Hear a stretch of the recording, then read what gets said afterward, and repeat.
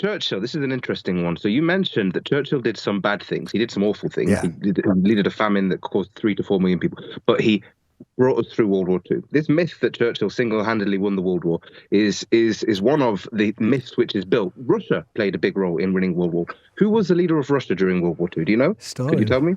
Stalin. Stalin did some awful things. Stalin Yes, also he helped did. defeat Nazi Germany. Should there be statues of Stalin all over the place? Most English people would say no, because he also did awful things, right? Churchill did awful But things. Churchill was our man, though. He was the one fighting on our side. I mean, but most people would say there should be no statues of Stalin in Russia today because of the awful things Stalin did there. And Churchill didn't just do awful things in the UK and to Irish people. He did awful things to Indians. He did awful things to Sudanese people. He did awful things to Afghans. He claimed that he hated a lot of these people. He said, why, if there's a famine in India, why isn't Gandhi dead yet? And that Gandhi should be tied to the gates of Delhi and trampled on by a giant elephant. He has this rap list of basically being very, very racist and seeing people of darker skin tones as subhuman, and basically running an empire based on that, whilst talking about freedom for Western countries. Is there? I'm not disputing, because I know what you say to be true, but there was a prevailing mindset at that time of superiority, white superiority, and such like, and. I guess mindset of anti-Semitism and Nazi Germanism. Does that justify the Holocaust? No, and Churchill himself was seen to be worse than most of his contemporaries in that regard. One of his own conservative cabinet members said, in terms of Indians, I see Churchill's views to be no different to Hitler's. Like, Churchill was seen to be particularly colonialist compared to other people in the UK at the time by a number of his contemporaries within even the Conservative Party, not even talking about Labour or Liberal MPs. But this is the point. We're not revising by talking about removing a statue. A statue is stone, it's granite, it's symbolism. No one is destroying history by talking about street names. What we're doing is we're updating history, because history, as Churchill said, I intend to write history because I'm going to win. Well, I can't remember the exact quote. It's like, history will be kind to me because I intend to write it. That's the quote. I think that's pretty much it. Exactly. And then he went on and he wrote it, and history has been kind to him. And only now are we starting to discover some of his darker sides because of the very people who are trying to so-called destroy history. Can I ask you? Yes, I'm following you absolutely clearly. I'm sure lots of people are going to be disagreeing with you passionately, but you set out a very good stall on Churchill. Tell me about Columbus, because this one I don't think I would have thought discovering the New World, discovery, and even though there are disputes about that.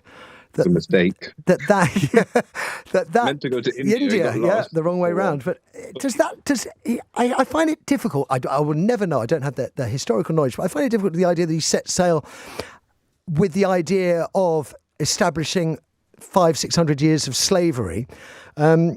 He went out to find passage. He didn't go to set slavery in America, because, as we know, he just got lost and ended up somewhere else. And until his dying day, he refused to accept that it wasn't India where he'd arrived. That's right. So this guy was just a bit of a lost guy who didn't know how to follow directions at the end of the day. But he was also personally very cruel. There are large accounts of him kind of committing atrocities against indigenous people in the Americas, cutting off hands, having personal people work as slaves for him. So it's not necessarily that he had the intention. It's not that everything that has happened in the Americas should be blamed on Columbus. Columbus was known to have been a tyrant in his own kind of running of the colonies when he first arrived. And then the one that I also struggle with, Ghandi. Ghandi uses an abusive negative term against black people in South Africa. So Gandhi's an interesting one. Yeah. Obviously, Gandhi happened at the University of Ghana. University of Ghana wanted to erect a statue of Gandhi, and the members of the University of Ghana said, well, we don't want it because this guy was racist against black people.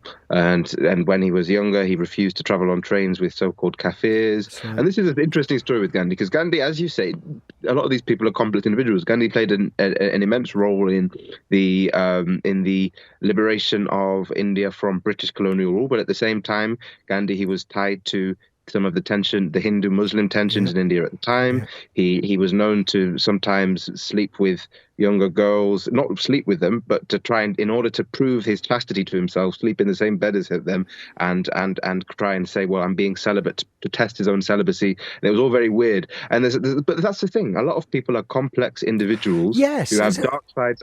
But that doesn't mean we should be glorifying and venerating. And because what's the point of most of these? Sometimes it's black and white. I'd say with Cecil Rhodes, it's black and white. And I'd say even and I'd say with a lot of the people in the UK who are completely seen as national heroes, there's much, much darker sides to them, and Churchill is one of them. Would you accept, though, Femi, and this is the problem, I guess, is that I think if you scratch the surface, you'll always find darkness and dark secrets. But there's a difference between, oh, I'm kind of nice sometimes and I'm kind of wrong sometimes, and I purposefully exported grain during a famine which led to the death of 4 million Indian people. And then I also boasted in my diaries about killing Sudanese people. And then I also advocated, whilst being prime minister, for the use of poisonous gas on uncivilized tribes. So there's kind of, I did a few naughty things, and I did a few genocidal things. there's a gap between them. I'm glad we're getting a sort of bizarre half smile through this. Just before I leave you, and before I leave you, actually, first of all, I have to say I'm really glad I'm not involved in a debating competition, because I think you'd run rings around me with this, Femi. But how would you feel? How would you feel if you moved home, and the property you lived in was in Churchill Street?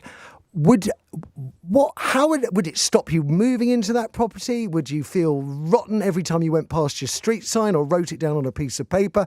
Or would it be something that you could tolerate? I mean, I'm thick-skinned. I had to, like I say, I went to Oxford University, and I knew that there was a statue up there of someone who basically caused a load of people in Southern Africa to be working as slaves in mines in order to form a monopoly on the global diamond industry.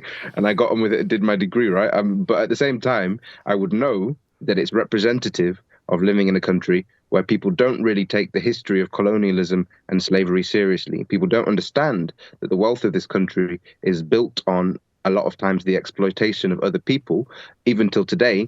And people are happy to go on kind of living in that world. And I understand that if people were more amenable to the idea of actually revisiting history and actually reassessing their relationship to history, they would be more bothered about what's going on in our textbooks and in our classrooms, and less bothered about a few people wanting to change the names of some streets and take down a few statues. He made no effort to hide the fact that he regarded the white races as a superior race. Nearly every person like him, though, white, educated, had that view.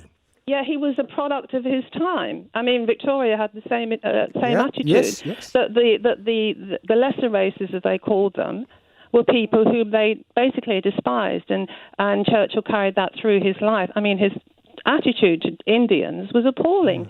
But as you say, we're going to forgive all of that, because what did he do? He took us through the Second World War. He gets all the credit for saving the Allies in the Second World War. I appreciate the Allies won, but to go back to your original point, had Churchill not won the war, we might very well have Goering Boulevard and Hitler Street.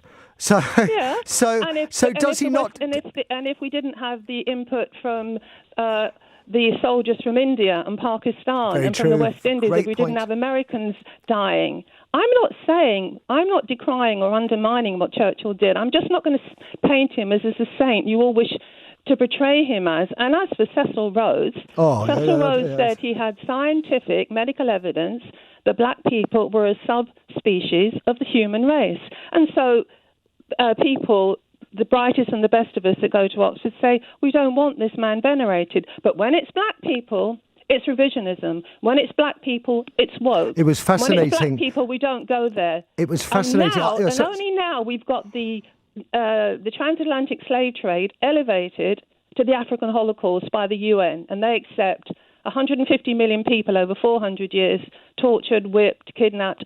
And this remark about we couldn't have had the African Holocaust without the help of chiefs who were actually lied to about what was happening. They were told that the people were going, they said the people were actually going to be servants and they weren't. You couldn't have had the Nazi Holocaust without collaboration as Vichy and the French. Do we say that because the French and collaboration as Vichy helped the Nazis, that denudes the Nazi Holocaust? But again, when it's black people, it's always a different argument. I thought the most chilling part of Femi's story about the Cecil Rhodes statue was actually the interference of central government. That really...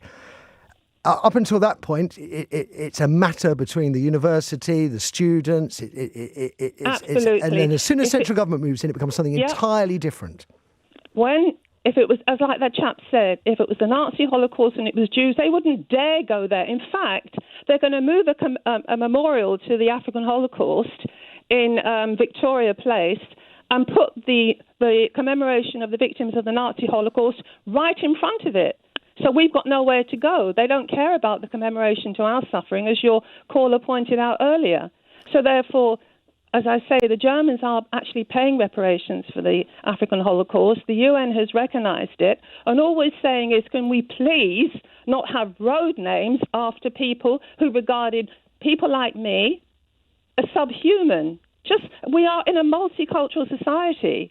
You know, be a bit aware, but when it comes to black people, it's not really where we want to go. And it's revisionist, and we're rewriting history.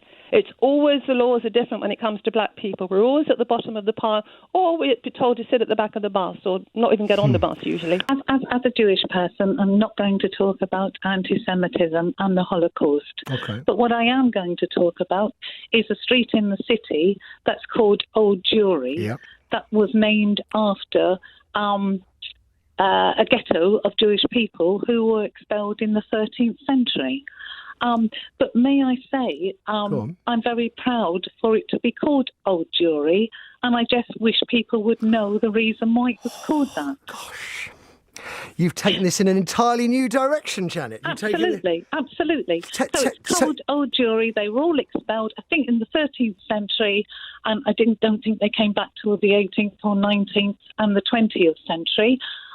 But I grew up a stone's throw from Old Jewry, and I've always been proud of the street name. So how do you have pride in a name that reflects the persecution of your people, albeit 800 years ago or so? Because it should be noted. People should know about it.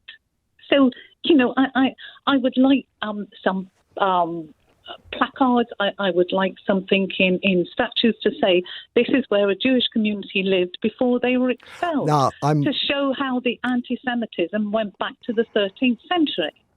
As was the Jews of York, I understand, but I'm a Londoner, so I'm not well versed in the Jews of York. But no, I am proud to show that we came back all those hundreds of years later and made an immense contribution. You know, my grandparents were from the Ukraine and from the Netherlands, so I'm very proud to be a British Jew.